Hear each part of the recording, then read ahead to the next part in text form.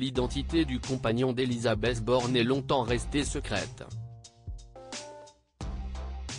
Malgré la publication des photographies de paparazzi de l'ancienne première ministre, réélue députée dans le Calvados ce dimanche 7 juillet, et de celui qui partage sa vie, ce dernier n'était connu que sous la mystérieuse appellation J.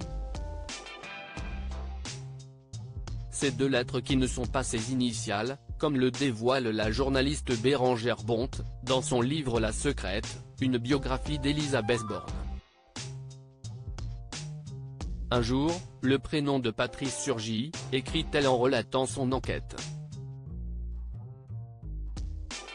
La journaliste dévoile même son identité complète, Patrice Aubert. Matignon confirme qu'il s'agit bien de lui, ajoute-t-elle dans l'ouvrage.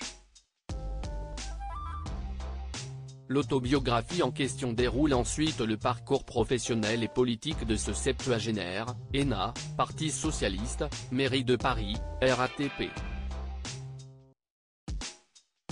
Seule ombre au tableau, le site de Patrice Aubert précise qu'il est pacsé à une femme depuis 2021. Or, Elisabeth Borne n'est pas pacsée avec lui. Cependant, lors de la garden party organisée à l'Élysée en juillet 2023, c'est bien au bras de son compagnon que la première ministre s'est présentée. Tous ces éléments ont de quoi étonner, mais pas forcément faire taire les rumeurs sur l'orientation sexuelle d'Elisabeth Borne, d'autant que Bérengère Bonte intitule son chapitre sur Patrice Aubert la couverture. Celle qui a été réélue députée dans le Calvados n'a d'ailleurs pas apprécié que ce sujet soit abordé et a porté plainte au tribunal contre Bérengère Bonte.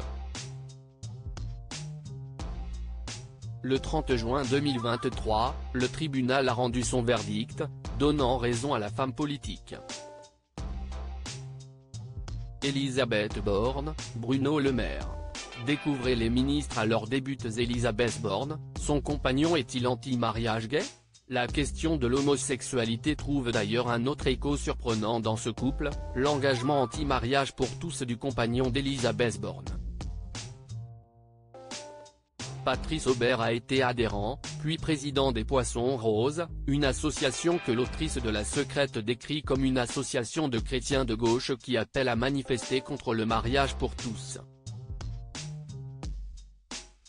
Il s'est ensuite engagé contre l'extension de la PMA à toutes les femmes, votée depuis, et contre la légalisation de la GPA.